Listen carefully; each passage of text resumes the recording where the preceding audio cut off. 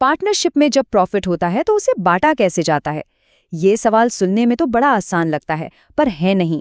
आज हम partnership accounting के इसी सबसे जरूरी हिस्से को समझेंगे, profit and loss appropriation account.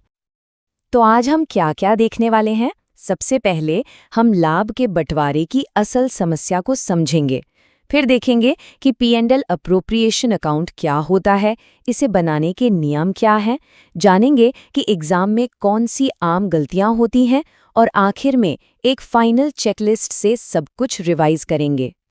चलिए इस पूरे कॉन्सेप्ट को एक बहुत ही आसान से उदाहरण से समझना शुरू करते हैं। मान लीजिए एक बिजनेस ने खूब मेहनत की और साल के आखिर में एक बड़ा सा केक कमाया। ये केक क्या है? यही तो है हमारा नेट प्रॉफिट। अब सवाल ये है कि इस केक का करना क्या है? और यहीं पर असली सवाल आता है, पार्टनर्स के बीच इस मुनाफे के केक को कैसे बांटा जाए, क्योंकि ये उतना सीधा नहीं है जितना लगता है। मामला सिर्फ बराबर बराबर टुकड़े काटने का नहीं है। हो सकता है किसी पार्टनर को सैलरी मिलनी हो, किसी को उसके लगाए हुए पैसे पर ब्याज, या फिर किसी को एक्स्ट्रा काम के लिए कमीशन। इन सब को कहते हैं एप्रोप्रिएशंस, यानी लाभ का बंटवारा। तो अकाउंटिंग की दुनिया में इस केक को सही तरीके से बांटने का एक ऑफिशियल तरीका है, और यहीं पर एंट्री होती है profit and loss appropriation account की। ये है क्या? सीधी सी भाषा में ये P&L अकाउंट का ही अगला हिस्सा है, एक एक्सटेंशन समझ लीजिए। जहां P&L अकाउंट हमें ये बताता है कि कितना प्रॉफिट हुआ, वहीं ये एप्रोप्रिएशन अकाउंट हमें दिखाता है कि उस प्रॉफिट को कैसे बांटा गया। अब इन दोनों में एक जमीन आसमान का फर्क है, और ये समझना बहुत जरूरी है। P&L अकाउंट के खर्चे होते हैं चार्ज अगेंस्ट प्रॉफिट, मतलब ये तो देने ही देने हैं, चाहे फर्म को फायदा हो या नुकसान। लेकिन एप्रोप्रिएशन अकाउंट के आइटम्स होते हैं एप्रोप्रिएशन ऑफ प्रॉफिट, मतलब ये बंटवारा तभी होगा जब प्रॉफिट होगा। प्रॉफिट नहीं तो कोई सैलरी नहीं, कोई कमीशन नहीं।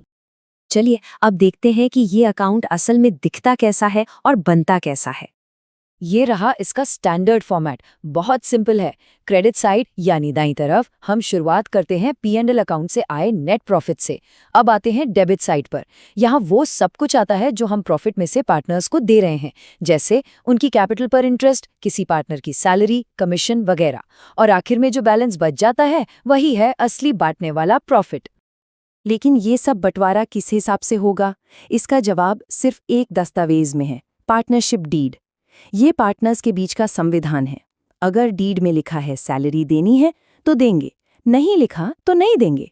और हाँ, एक बहुत ज़रूरी बात याद रखिए, पार्टनर के लोन पर जो ब्याज होता है वो एप्रोप्रिएशन नहीं, चार्ज होता है। मतलब वो P&L अकाउंट में जाएगा, यहाँ नहीं। चलिए अब उन आम गलतियों पर नज़र डालते हैं जो एग्जाम में अक्सर हो जाती हैं और हमारे नंबर कटवा देती हैं। वैसे तो कई छोटी मोटी गलतियां होती हैं, पर दो सबसे बड़ी हैं जिनसे बचना बहुत बहुत जरूरी है। पहली और सबसे कॉमन गलती, चार्ज और अप्रोप्रिएशन में कंफ्यूज हो जाना। जैसे मैनेजर की सैलरी। मैनेजर फर्म का कर्मचारी है, पार्टनर नहीं, तो उसकी सैलरी एक चार्ज है और P&L अकाउंट में जाएगी। कई बार स्टूडेंट्स इसे पार्टनर की सैलरी समझकर अप्रोप्रिएशन अकाउंट में डाल देते हैं। बस वहीं गलती हो जाती है। दूसरी बड़ी गलती तब होती है जब पार्टनरशिप डीड में किसी नियम का जिक्र ही ना हो। ऐसे में अपने मन से कुछ नहीं करना है, हमें सीधा इंडियन पार्टनरशिप एक्ट 1932 को फॉलो करना है। और वो क्या कहता है? प्रॉफिट बराबर बांटा जाएगा और किसी पार्टनर को ना तो कैपिटल पर इंटरेस्ट मिलेगा, ना ही कोई सैलरी। तो चलिए अब तक हमने जो कुछ भी सीखा है उसे एक फटाफट चेकलिस्ट के जरिए दोहरा लेते हैं। ये 4 स्टेप की प्रक्रिया है। स्टेप 1, नेट प्रॉफिट से शुरुआत करें, उसे क्रेडिट साइड में लिखें। स्टेप 2, डेबिट साइड पर वो सब कुछ लिखें जो पार्टनर्स को देना है।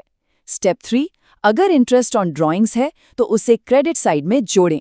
स्टेप 4, अब जो बैलेंस बचा उसे पार्टनर्स के प्रॉफिट शेयरिंग रेशियो में बांट दें।